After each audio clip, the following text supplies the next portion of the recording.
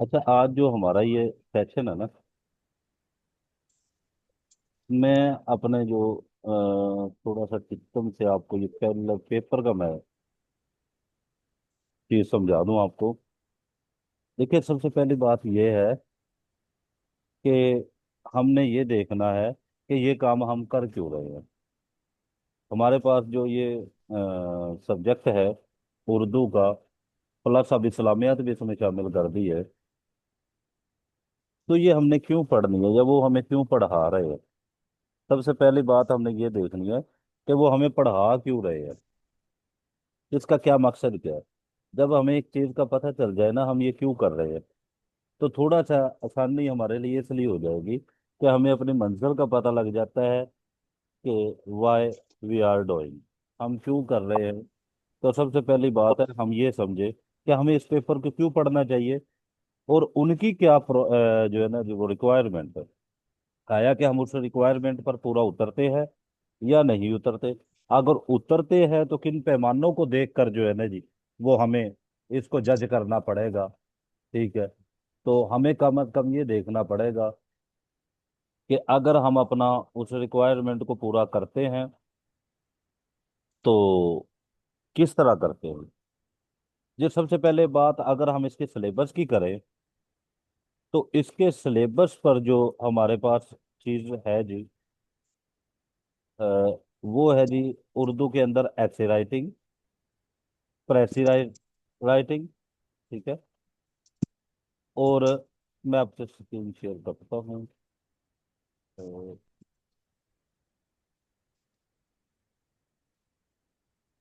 ये screen share हुई है आपके पास भी, नजर आ रहा है आप लोग को मेरी स्क्रीन शेयर हुई है। फिर स्टार्ट हो रही है।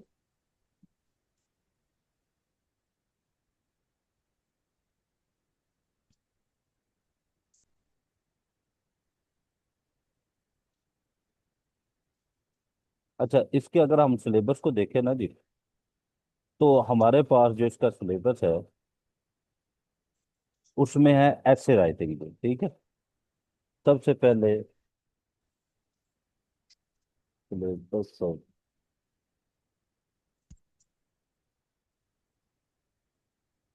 सिविल जज।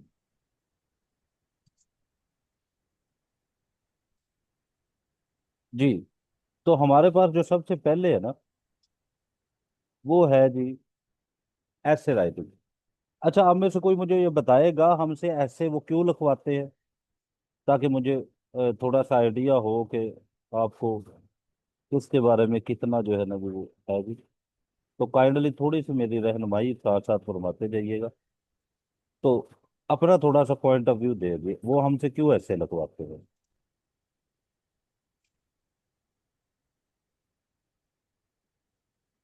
जी, किसी को पता हो जी।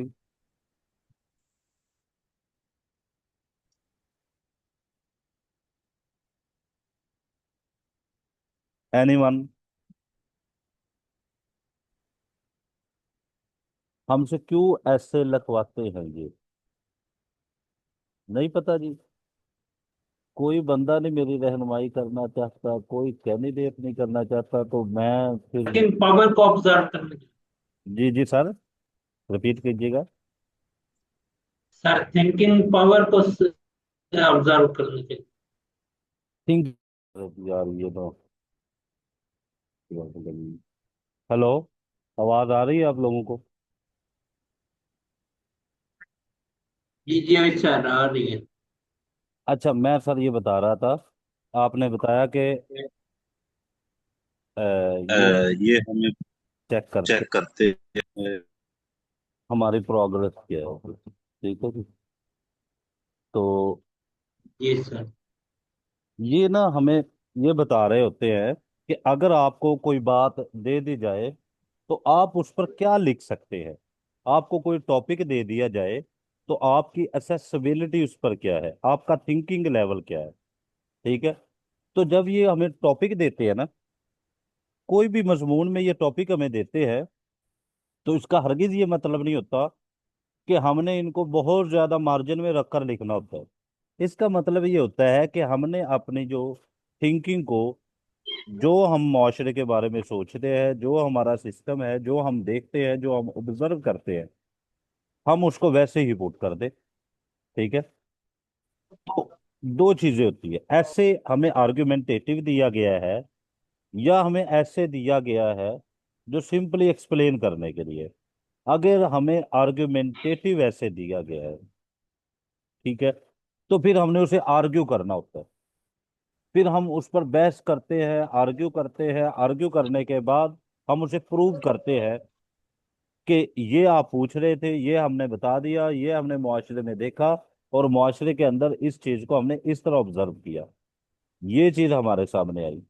तो ऐसे लिखने का मतलब ये होता है कि जो चीज आप ऑब्जर्व कर रहे हो उसी को आप पुट कर दो। Like as crisis on, sorry मैं उर्दू में बात करता हूँ, जो हमारी तालीमी निज़ाम है उसके अंदर क्या पेचीदगियां पाई जाती हैं, इसको एक्सप्लेन करें।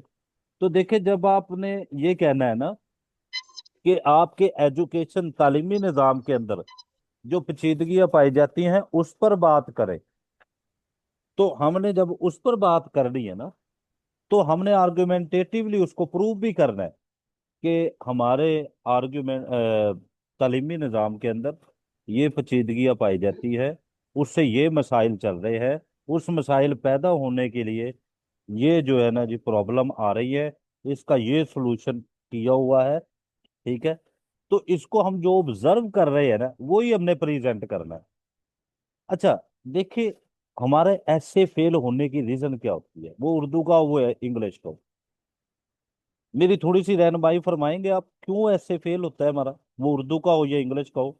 अब जैसे पीएमएस का है, तो उसमें बच्चे जा रहे हैं, वो कैंडिडेट सॉरी, जो सीएसएस में जा रहे हैं, इंस्पेक्टर लीगल में जा रहे हैं, तो उर्दू या इंग्लिश ऐसे क्यों फेल होता है, मेरी थोड़ी सी रहनुमाई फरमा दो। जी मैडम फरा भी हमारे हमारे साथ है जी, मैडम आप बताएंगे।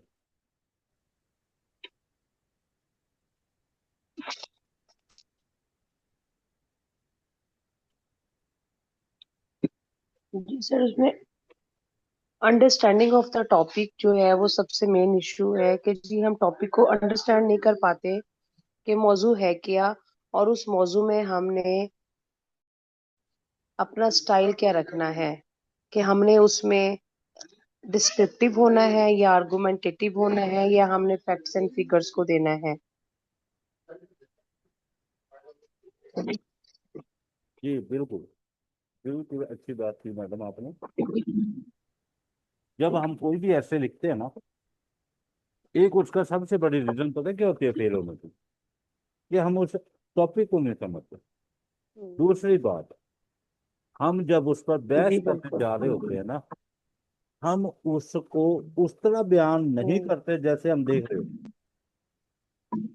जब आप रियलिज्म से निकल कर आइडियलिज्म में चले जाते हैं ना, यानी कि जो चीज दिखती है वो आप पुट नहीं करते, तो आप फेल हो जाते हैं। क्यों, एग्जामिनर भी तो इसी सोसाइटी का हिस्सा है।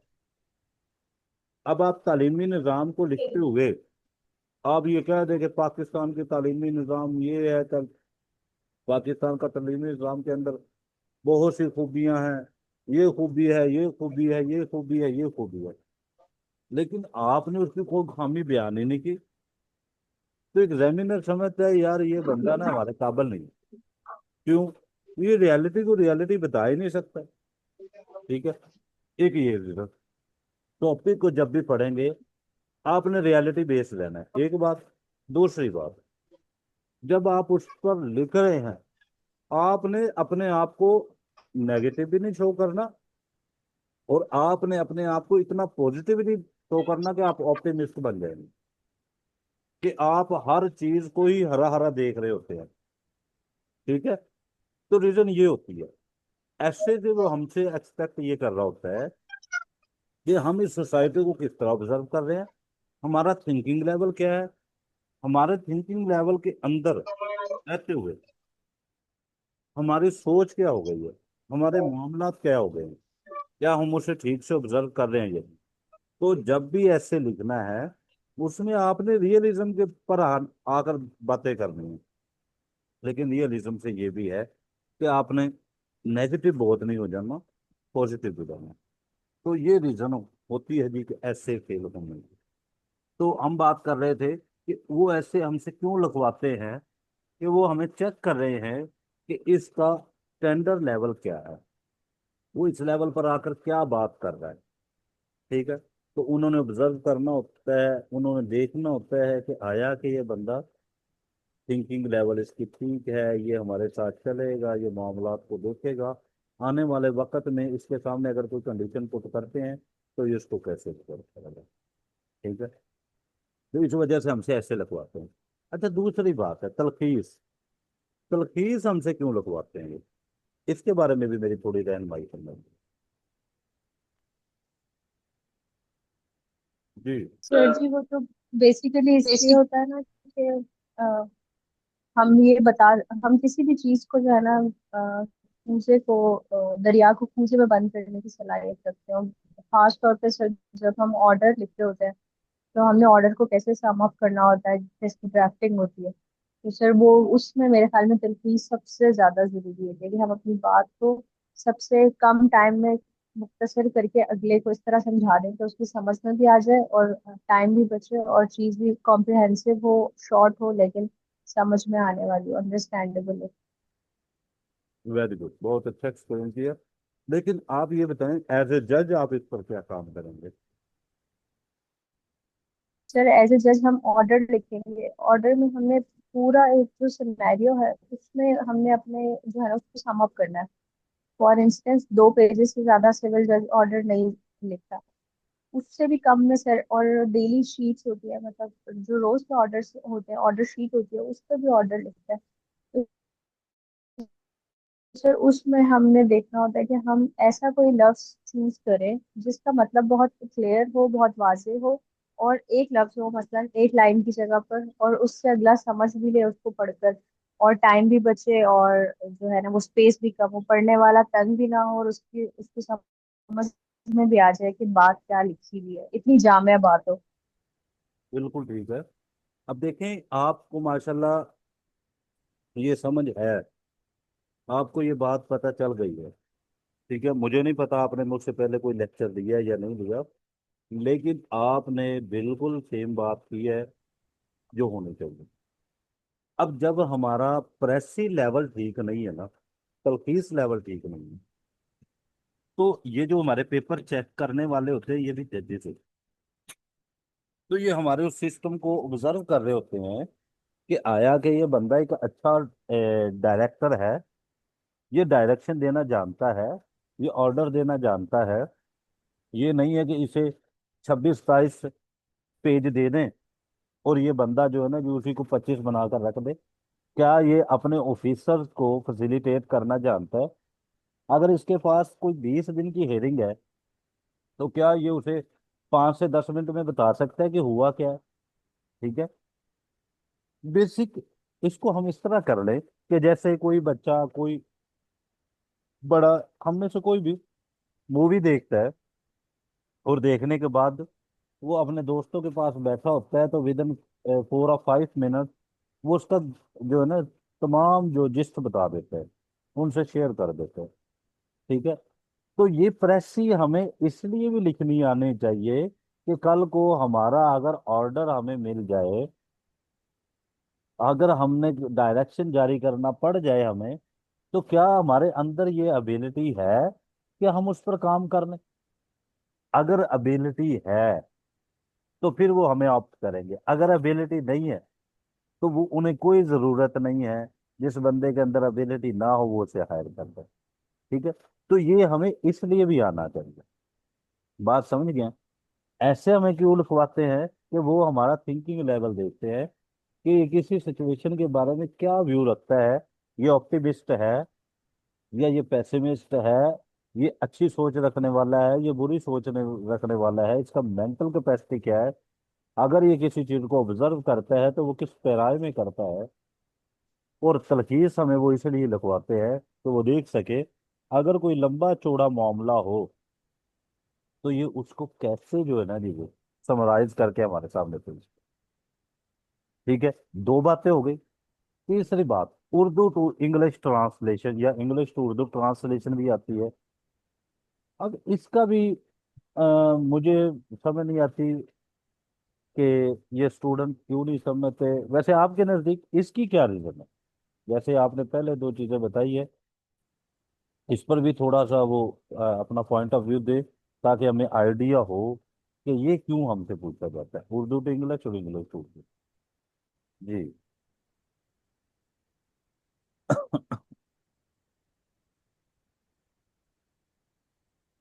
सर हम ऑर्डर्स वैसे तो सर दीगर लैंग्वेज दोनों में यूज होती है। पंजाब के खासतौर पर इलाकों में जो है ना सर, उर्दू में भी ऑर्डर लिखे जाते हैं जी जी। और इंग्लिश में भी लिखे जाते हैं, लेकिन मेरे ख्याल में साउथ पंजाब साइड पे और इस साइड पे ज्यादा उर्दू में ही ऑर्डर्स होते हैं। मैंने बहुत कम देखे हैं वहां पर। लेकिन सर वहाँ पे उर्दू जो है ना, अब मुझे ये नहीं पता कि उर्दू से इंग्लिश का क्या वो है, क्योंकि क्लाइंट्स के लिए तो उर्दू में जजेस लिख रहे होते हैं ऑर्डर। हम्म। नहीं ट्रांसलेशन कैसे निकले? ये बिल्कुल, लेकिन इसकी ये रीजन नहीं है। देखिए, अगर आपके पास कोई बंदा इंग्लिश बोलने वाला आ जाए, जी सर, ये मुझे तो नहीं पता क्या था। आपके अंदर ये एबिलिटी है कि आप वो बोल रहा हो तो आप कम से कम उसे समझ सके? आपके अंदर ये एबिलिटी है कि अगर वो बोल रहा हो तो आप उसकी उसको डायरेक्ट कर सके? ठीक है, तो ये दो लैंग्वेज आपने पढ़ा है कि कोर्ट की लैंग्वेज इंग्लिश है या लोकल लैंग्वेज, और हमारी कौमी लैंग्वेज उर्दू है। इसमें उर्दू भी ज्यादा इस्तेमाल होती है और इंग्लिश भी होती है। तो इसलिए बैक वक्त साइमल्टेनियसली वो दो चीजें देख रहे होते हैं कि आया कि आपको उर्दू आती है, आया कि आपको इंग्लिश आती है। इसीलिए आपका इंग्लिश का पेपर भी कंडक्ट किया जाता है, इसीलिए आपका उर्दू का पेपर भी कंडक्ट किया जाता है कि आया कि आपको, आपके अंदर ये एबिलिटी है कि अगर आपके पास कोई इंग्लिश वाला आ जाए तो आप उसे समझ सके, या उर्दू वाला आ जाए तो आप उसे समझ सके। एक बात। दूसरा, आप देखिए आपके जितने भी ऑफिशियली लेटर्स वगैरह आते हैं ना, जो ऑफिशियली ऑर्डर्स वगैरह आपको आते हैं, उनकी लैंग्वेज या इंग्लिश होती है या उर्दू होती है, और 90% इंग्लिश ही होती है। क्योंकि जो हायर कोर्ट है ना, वो उर्दू कम ही लिखते हैं, वो इंग्लिश मोस्टली लिखते हैं। ठीक है, तो वो हमें ये चाहते होते हैं कि जो बंदा हम लें, जिसको अपॉइंट करें, जिसको गवर्नमेंट हायर कर रही हो, कि क्या वो बैक वक्त इनको फैसिलिटेट कर सकता है या नहीं। अगर वो कर सकता है तो वेल एंड गुड, अगर नहीं कर सकता तो ठीक है, फिर वो प्रिपेयर हो। तो इसलिए दो पेपर रखे गए हैं, इंग्लिश का भी और उर्दू का भी। ठीक है, तो ये हमारे लिए वो फैसिलिटेट करते हैं। अब सबसे जो है ना कि वो अहम बात है, ये लीगल टर्म्स वगैरह जो हमें दी जाती है, ये इसी सिस्टम में आती है उर्दू इंग्लिश के बारे में। ये अब मुहावरात हमें क्यों दिए जाते हैं? ये मुहावरात क्यों होते हैं? चलो, ये तो बातें समझ आ गई। ये हमारे सिलेबस के अंदर मुहावरे क्यों डाल दिए गए? इसका आंसर करें मुझे।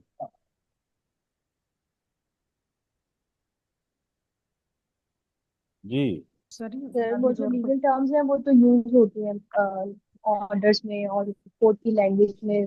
जी जी। रोजाना की जो भी कोर्ट की प्रोसीडिंग्स होती हैं उसमें सर वो लीगल टर्म्स तो यूज होते हैं, बहुत ज्यादा यूज होते जी जी। ये उर्दू मुहावरे जो होते हैं, ये फिक्रा जात। हैं। सर इसका मतलब ये भी सर बुनियादी तौर पर उसी चीज़ों को कंसाइज करने की एक कड़ी है कि एक वेरी गुड। बंदा जो जो वेरी जो गुड। है ना वो बैठा हुआ इंचार्ज है कोर्ट का, जी जी। तो वो बात को कंसाइज करने के लिए इस तरह के फिक्रात को लिख सकता है, या अगर लिखे हुए उसके सामने आ जाएं तो आया कि वो उनको समझ सकता है, इंटरप्रेट कर सकता है। तो ये इस वेरी गुड कमल साहब, आज का सबसे अच्छा आंसर किया कमल साहब। अल्लाह ताला आपके इल्म में मजीद बरकत अता फरमाएगी। जी बिल्कुल जी।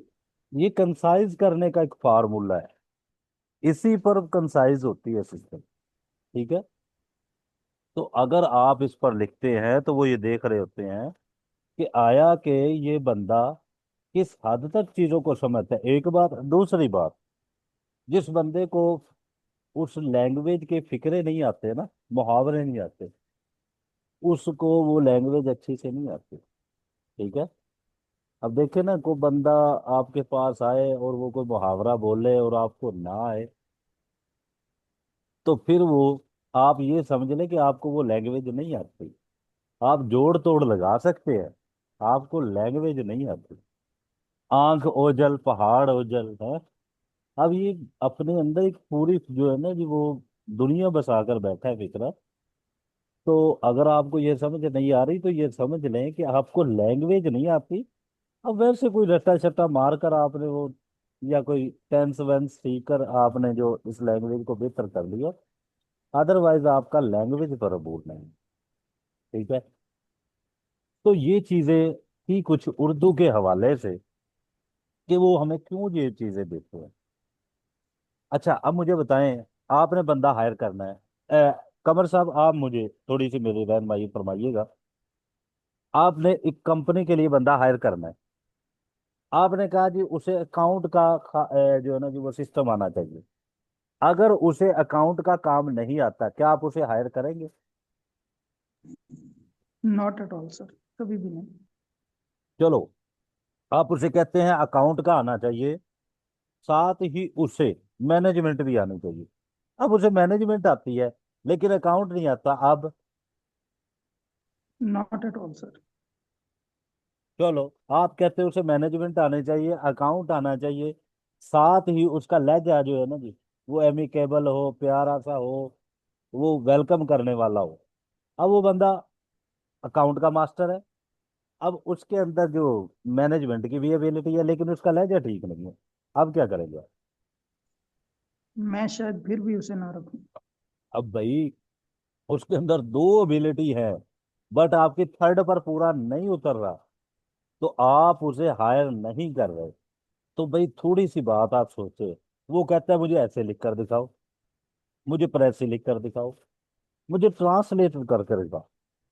अगर उसके पास तजर्बा नहीं है वो लेकिन लिख सकता है, तो नंबर थोड़े ज्यादा चल जाएंगे। लेकिन जैसे कमर साहब ने हमारी रहनुमाई की है कि दो चीजें होने के बावजूद वो आपको नहीं रख रहे, तो इसका मतलब ये है भाई, आपको प्रेस भी तैयार करना पड़ेगी, आपको ऐसे भी तैयार करना पड़ेगा, आपको ट्रांसलेशन भी तैयार करना पड़ेगी। अगर आप किसी एक में मुकम्मल नहीं हैं, तो आपकी एक्सपेक्टेशन ही फजूल है कि वो आपको हायर करने जा रहे हैं। बात समझ रहे हैं आप मेरी? यहां तक आप लोगों बिल्कुल को सर। बात समझ आई है? कमर साहब, आपको समझ आ गई है मेरी बात? जी सर, अल्हम्दुलिल्लाह। एक बंदे का ऐसे राइटिंग स्टाइल ही ठीक नहीं है। वो लिखता है जी पाकिस्तान एक गरीब मुल्क है, पाकिस्तान बाहर से कर्जा ना ले चल नहीं सकता, इस मुल्क के सियासतदान चोर है, इस मुल्क के टीचर जो है वो बेईमान है, एक्सेट्रा। ग्रामर बड़ी अच्छी है उसकी, ग्रामर इंतहा की अच्छी है। लैंग्वेज वो ऐसी इस्तेमाल करता है जैसे बनारस में रह कर आया हो। उर्दू इतनी अच्छी है, क्या आप उसे हायर करेंगे? नहीं सर। अब वो बंदा उठता है, वो यही कहता है कि हमारे सियासतदान चोर है, हमारा फलां चोर, हमारा फलां चोर। आपको क्या लग रहा है कबर साहब, वो किस मिजाज का बंदा है? सर जाहिर सी बात है, नेगेटिविटी शो हो रही है इससे तो। बहुत ज्यादा नेगेटिविटी शो रही है। आप उसे अपने ऑफिस में हायर कर ले। जब आप हायर कर लेंगे तो क्या होगा? जो बंदा भी आएगा वो कहे जी मैंने कमर साहब से मिलना है, वो कहेंगे जल्दी करो जी, तुम चोरी का माल कमा लिया, चोरी का माल कमा के उन साडे को ला गए। ABC। तो उसने हर बात के अंदर कीड़े ही निकालने हैं। तो भाई वहां जब आपने लिखना है ना, तो वहां आपने ऐसी बातें नहीं लिखनी, तो यही प्रॉब्लम आती है। तो इसी चीज को सीखने के लिए एक प्लेटफॉर्म होता है, जो हम किसी से अगर रहनुमाई लेते हैं ना, वो इसीलिए लेते हैं कि हमें क्यों सीखना चाहिए, हमें क्यों करना चाहिए। ठीक है। अब यहां तक अगर किसी का कोई सवाल है तो वेल एंड गुड, वो करे, फिर हम नेक्स्ट चीज शुरू करते हैं।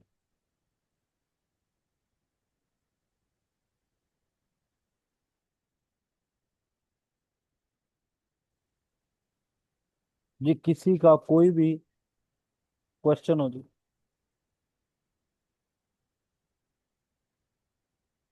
चलो जी, हमारा नेक्स्ट फेज है इस्लामिक स्टडी। और इस्लामिक स्टडी कंसिस्ट करती है जी 40 नंबर पर। अब ये जो 40 नंबर पर मुश्तमिल है जी, इसके अंदर हमने इस्लामियत पढ़नी होती है। और तकरीबन 10 नंबर का एमसीक्यूज आएगा, 15 का हमें उर्दू ग्रामर आ जाएगा। लेकिन ये बात भी मद्देनजर रखे कि हाई कोर्ट को लास्ट टाइम जो उसने पेपर दिया था, हाई कोर्ट ने वो कैंडिडेट को दिया था, तो उसके अंदर सिर्फ उर्दू थी, इस्लामियत का करीब करीब भी निशान नहीं था। ठीक है जी। तो आपने अपने आप को फुली लोडेड रखना है जी, फुली इक्विप्ड होकर जाना है आपने, कि अगर हमारे साथ कोई ऐसा सिस्टम होता है तो हम उस वक्त उस सिचुएशन को डील कर सकते।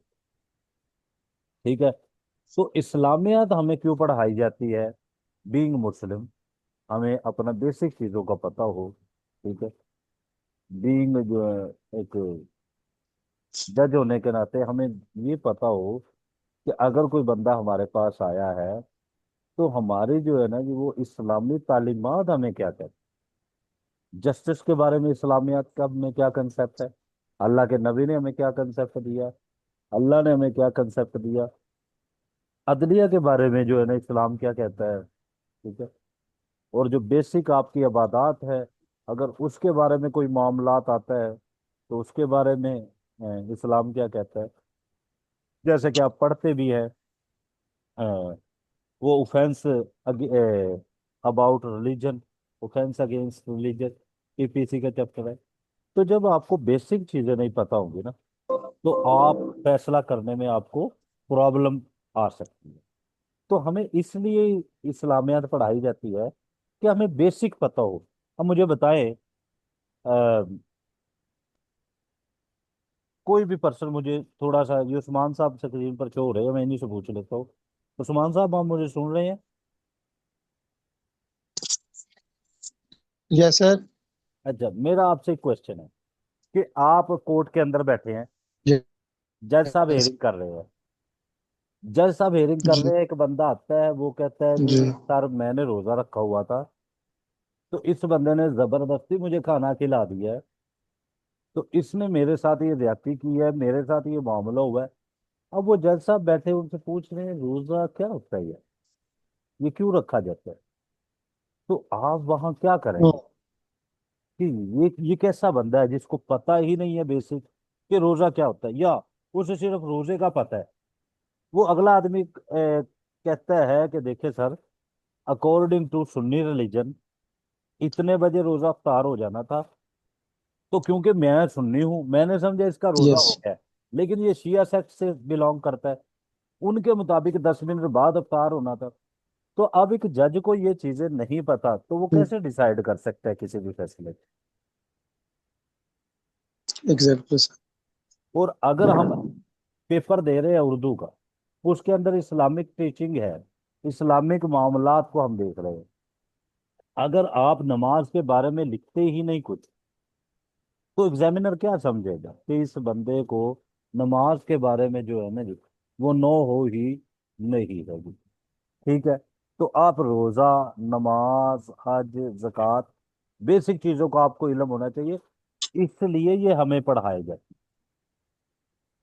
तो अब आपको राइट। मैं समझा सका हूं कि हमें ये पेपर क्यों दिया गया इन्होंने, हमारा सिलेबस में क्यों ये चीजें रखी गई हैं, यस सर।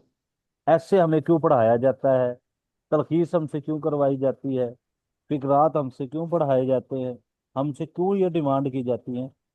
तो ये बेसिक चीजें हैं, अगर हम इन पर पूरा नहीं उतरते, तो जैसे कमर साहब ने हमारी रहनुमाई फरमाई है कि अगर कोई बंदा, इनको अकाउंट का बंदा चाहिए, उसे अकाउंट का काम नहीं आता, तो ये क्यों हायर करेंगे? उसके बाद दूसरी बात उन्होंने कहा मैंने तो मैनेजमेंट वाला भी बंदा लेना है, और टू इन वन हो। उस बंदे को अकाउंट का तो वो कॉमर्स इवन पीफा क्वालिफाई है, बट ये कहते हैं भाई इसकी मैनेजमेंट नहीं अच्छी। ये फीफा क्वालिफाई तो है लेकिन इसकी मैनेजमेंट नहीं अच्छी, तो मैंने नहीं इसको हायर करना। अब दो बंदे हैं, एक ही बंदे के अंदर मैनेजमेंट की भी अच्छी खसूसियत है और अकाउंट